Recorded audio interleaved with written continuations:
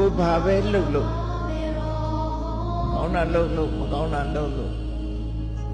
လှုပ်သည်များကံရဲ့အကျိုးဆက်ကိုကိုပဲခံရမယ်ကိုပဲဆန့်ရမယ်ဒါသူ့ရဲ့အမွေကံပဲကံရဲ့အမွေကံပဲဖြစ်ရမယ်လို့ဒီအမြင်ကိုမြင်မှုလွန်တယ်ဒါကိုကမ္မတက္ကတာသမာဓိရှိလို့ခေါ်တယ်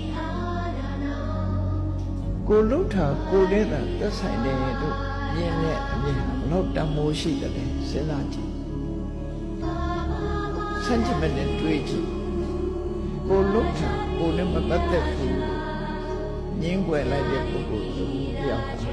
သူတော်လူကောင်းဖြစ်ဖို့မရှိဘူး။ဘာကြောင့်လို့ဆိုတော့ကိုလှုပ်တာကိုလည်းမပတ်သက်ဘူးလို့ဆိုတဲ့အမြင်ရှိရင်ကောင်းတာလုပ်လဲကောင်းတာရမှာမဟုတ်ဘူးမကောင်းတာလုပ်ရင်မကောင်းကျိုးမခံရဘူးဆိုတဲ့ပုဂ္ဂိုလ်